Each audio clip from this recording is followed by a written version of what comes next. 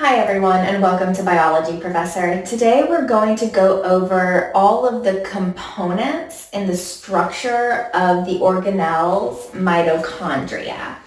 So I have drawn a mitochondrion here. Remember, mitochondrion ending in ON is like a singular mitochondrion. Mitochondria ending in an A means multiple or plural mitochondria. So remember that mitochondria are usually described as like the powerhouses of the cell. This is where this is where most of the ATP production happens, most of the energy production for a cell. Now, as we're going through this, I want you to keep in mind that there's a large range in the number of mitochondria in a given cell. The average is around 100 mitochondria per cell. So each cell is going to have a bunch of mitochondria in general. Certainly cells with greater energy needs are going to have more mitochondria. Now, you might notice that I've tried to color code this a little bit. So in black, I have like the major membranes and sort of spaces, and then the smaller components that are within these membranes and spaces I have in other colors that correspond to the color in the diagram. So now let's go ahead and get started. We've got our mitochondrion here. It's kind of this kidney bean shaped. We're going to start with basically letter A. This right here is our outer membrane, and you see all of these holes that I've drawn are porins. And so what is the function of the outer membrane? It's really there to separate the functions that are happening inside the mitochondrion with the functions that are happening outside of the mitochondrion, out in the cytosol. These porins that are creating these basically transport channels in the outer membrane, they allow the transport of all kinds of things into the mitochondrion. So this means that ADP goes in. Remember that ADP is required to make ATP. So you have to get ADP in, and then the ATP that is made also has to be able to leave the mitochondrion. So ATP can cross to exit the mitochondrion. We also have pyruvate going in. I should pause here and say that I have another video that is an introduction to aerobic respiration. So if things like pyruvate and electron transport chain and ATP synthase and Krebs cycle, if all those terms have you confused or nervous, you really need to pause this video and go watch my video on aerobic respiration so you understand the steps of aerobic respiration, and that'll help you better understand this video. So if you need to, go check that one out and then come back. But now let's move along. Pyruvate, of course, is the major product of glycolysis, which is kind of that first step in aerobic respiration. The glycolysis happens out in the cytosol. Pyruvate is created, and pyruvate has to be moved into the mitochondrion, and it enters the mitochondrion through all of these porins. And so now let's go on to sort of space B. This is the intermembrane space. Remember, inter means between. So this is the space between the outer membrane that has the porins and the inner membrane that has all of these folds we'll talk about in a second. So this intermembrane space is a fairly small space, and it is there to allow hydrogen ion accumulation. So hydrogen ions accumulate actually via the role of the electron transport chain, which we'll talk about in a little bit. And they accumulate in this intermembrane space, and that powers ATP synthase, which makes all of that ATP, that sort of energy currency of the cell. So the intermembrane space can be kind of broken down into two other kind of smaller spaces. There's the peripheral space, which is like the space basically between the inner membrane and the outer membrane. And then there's also the intercrystal space, and that is the space that's going to be like between cristae, which we'll talk about in a second. So now let's move on to structure C, and that's the inner membrane. Now the outer membrane had these porins, and this is actually pretty porous. Like there's a lot of stuff that goes through those porins. The inner membrane is a better kind of gatekeeper or regulator for what's actually kind of getting inside. Now, this inner membrane contains multiple electron transport chains. I'm going to abbreviate that ETC. So multiple electron transport chains, those are the things, the boxes in blue. And ATP synthases. Hopefully you recognize whenever something ends in ACE, ASE, that means it's an enzyme. So ATP synthase, these are enzymes that synthesize, hence synthase, synthesize ATP. And so all these blue boxes are basically meant to represent electron transport chains with associated ATP synthases. This is where oxidative phosphorylation happens. Again, if you need kind of a refresher on what oxidative phosphorylation is, please check out my video on aerobic respiration. And then the inner membrane has these cristae, and these are all these folds. So if you look at this, the black inner membrane, there's all of these folds in here. And the purpose of the folds is to increase the surface area to volume ratio. Now, I also have a separate video about surface area to volume ratios and why having a high surface area to volume ratio is important for cells. And so check out that video if you need a refresher on that. I will add that cells that have very high energy needs are going to have more cristae. They're going to have more of these folds packed into their mitochondria. That's to increase that surface area to volume ratio, basically to create lots and lots of extra space to have even more of these electron transport chains and ATP synthases to make even more ATP. So the cells with the largest energy needs, think like cardiac muscle cells, they're going to have even more of these cristae, these folds in the inner membrane. Now let's talk about compartment D. This is the innermost compartment. So it's like the fluid-filled compartment inside the inner membrane. And this is called the matrix. The matrix, not the movie, I know. The matrix, the mitochondrial matrix, has enzymes for the Krebs cycle.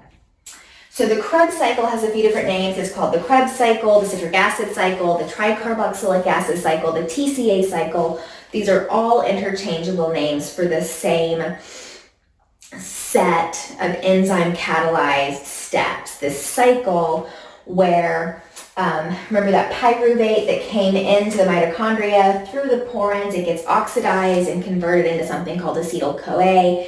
Acetyl-CoA feeds into the Krebs cycle and you get some ATP production and some other important things. Electron carriers are generated.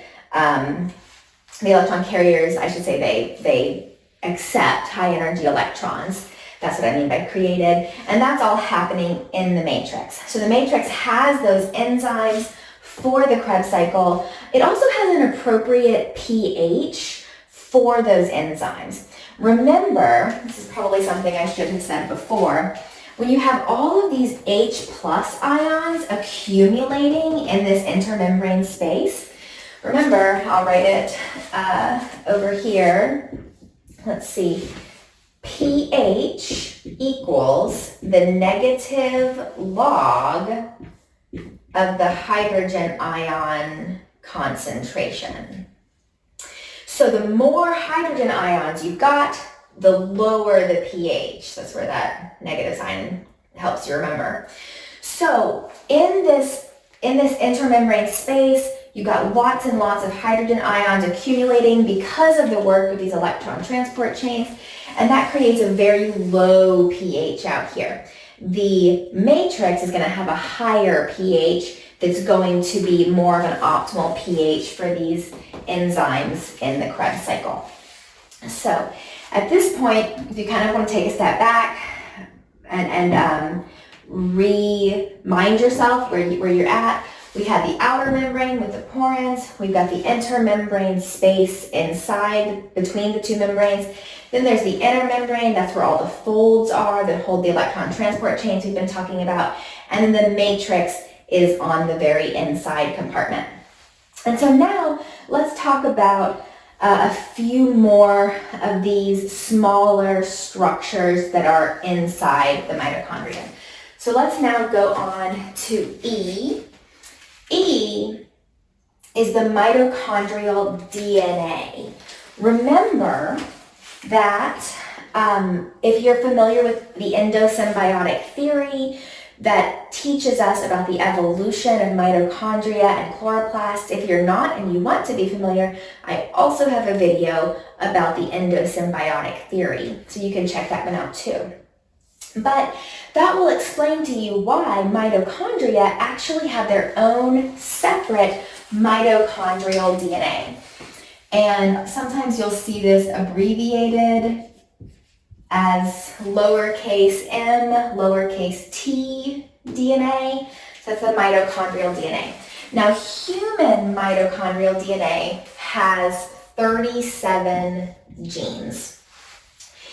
And here it's demonstrated in pink. These are circular chromosomes, similar to prokaryotic chromosomes. Again, check out that video on the endosymbiotic theory if you need more information about that. But there's 37 genes in our mitochondrial DNA, and these make, these genes control things like making the proteins for the electron transport chains and making the ribosomal proteins and the rRNA for the mitochondrial ribosomes. And,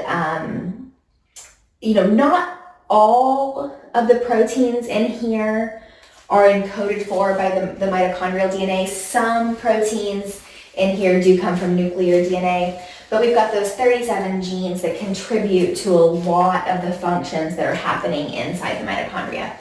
I also want to add that human, well, really all mitochondrial DNA, not just in humans, but in all organisms, is inherited maternally. What does this mean?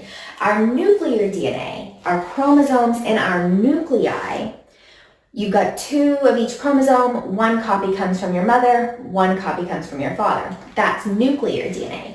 Mitochondrial DNA is different. An individual's mitochondrial DNA comes strictly from their mother. So a father never passes his mitochondrial DNA on, only his nuclear DNA. A mother will pass on her nuclear DNA and her mitochondrial DNA. Now let's talk a little bit more about these ribosomes. So in red here, this indicates the various ribosomes in the mitochondria. These are 70S ribosomes. Sometimes they're called ribosomes. And these are specifically for expressing mitochondrial DNA. 70S is a measurement that distinguishes it from the ribosomes in our cytoplasm, which are 80S ribosomes. 70S ribosomes, again, check out that video on endosymbiotic theory to learn why that is important. But these 70S ribosomes, they are for expressing the genes in the mitochondrial DNA. I should also add that I said earlier that every cell is going to have multiple mitochondria. And the average is like 100, roughly 100 mitochondria per cell, but there's a huge range. Now, every mitochondrion is going to have 1 to 15 of these mitochondrial DNA chromosomes. So when you think about the average cell having 100 mitochondria, and the average number of mitochondrial DNA chromosomes per mitochondrion is about 5 per mitochondrion. That means that on average, again, there's a huge range, but on average, each cell is going to have roughly 500 copies of mitochondrial DNA. And so they need ribosomes to express the genes in that DNA. Now, I just want to very quickly remind you what the central dogma of molecular biology is, and that is that DNA is the molecule that holds our genetic information. Through the process of transcription, RNA is synthesized using DNA as a template, and then through the process of translation, RNA is used as a template to make proteins. So when I'm talking about expressing the genes in mitochondrial DNA, this is what I'm talking about. Those genes have to get transcribed, and then those RNA transcripts go to the ribosomes to be translated into proteins. So that's what we mean by expressing the DNA.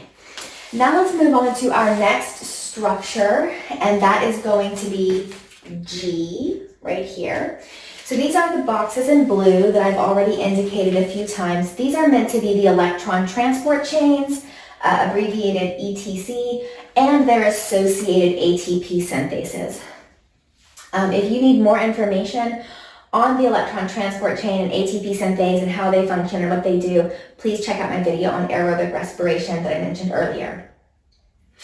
So the most important thing that I'm going to kind of emphasize now is that the electron transport chains, they create the hydrogen ion gradient. Okay, we've already talked about that right here.